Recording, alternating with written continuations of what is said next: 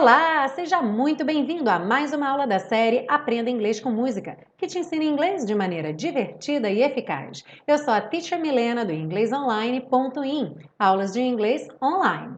Hoje a gente segue para a parte 2 do estudo da canção California Dreaming, as estruturas do inglês. Será que você já pescou alguma coisa aí lendo?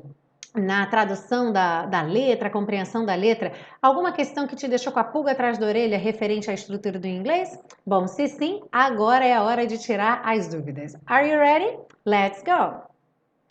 Bom, na frase I'd be safe and warm if I was in LA. I'd be, esse I'd é o would que está contraído, então I would be, eu estaria. Mas essa segunda parte, if I was in LA, talvez algumas pessoas tenham achado um pouco estranha. Não seria if I were? Então, o if I was não chega a ser considerado um erro quando você ouve alguém falando.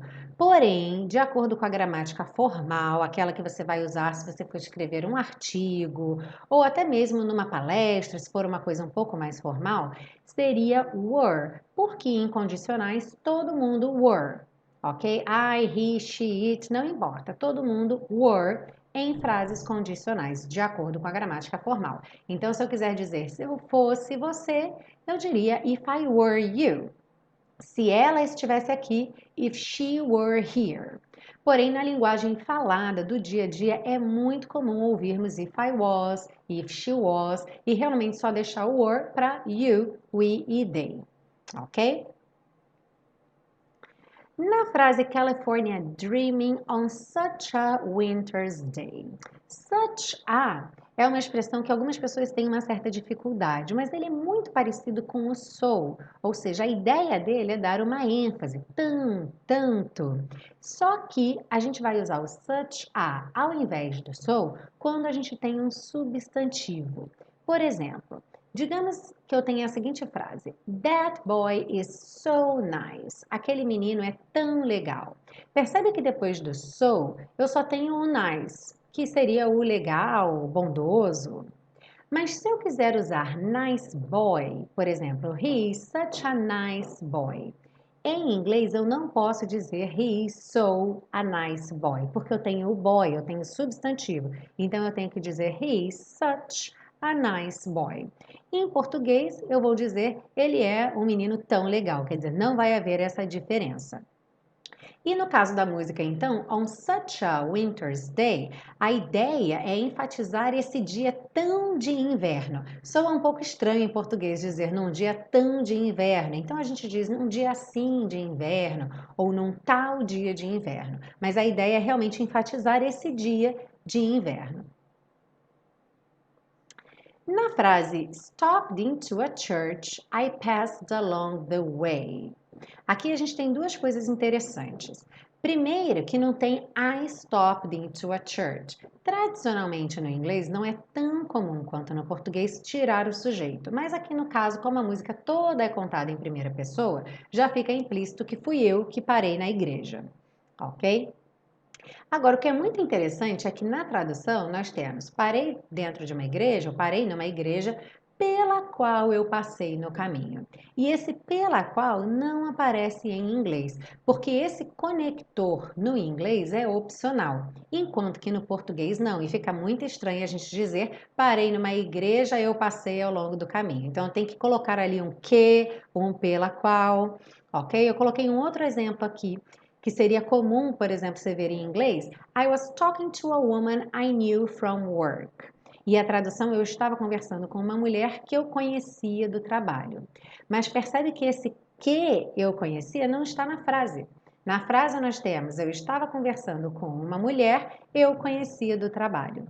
Ok? Em inglês eu poderia colocar esse conector. E ele poderia ser tanto o that, I was talking to a woman that I knew from work, ou o who, que fica até um pouco mais bem acabado, já que eu estou falando de uma pessoa. Então, I was talking to a woman who I knew from work.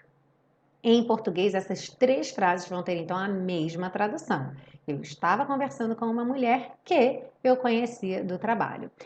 Na frase, well, I got down on my knees and I pretend to pray. Nós temos, bem, eu fiquei de joelhos e finjo rezar. Informalmente, na linguagem falada, às vezes acontece um abandono do passado, quando eu estou contando uma história no passado e você já sabe que está no passado. Então aconteceu isso aqui, ao invés dele falar eu fiquei de joelhos e fingi rezar, ele falou ao pé da letra eu fiquei de joelhos e finjo rezar. Ou seja, ele abandonou o passado nesse verbo fingir. O correto, pela gramática, seria I got down on my knees and I pretend to pray. Oh, desculpa, and I pretended to pray. E eu fingi rezar. Tanto que algumas regravações dessa música usam o pretended, ou seja, já colocaram no passado, que seria a forma correta do inglês. Um caso parecido vai acontecer na frase You know the preacher like the cold. Você sabe que o pregador gosta do frio. Bom, the preacher seria likes the cold, né? Porque para he, she, it, esse verbo precisa um Szinho, precisa do S no presente. Então, he, she, it likes the cold.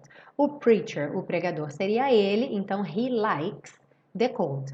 E, novamente, algumas regravações usam o likes. You know the preacher likes the cold. Bom, não esquece de pegar o seu PDF. O link está aí na descrição dessa aula.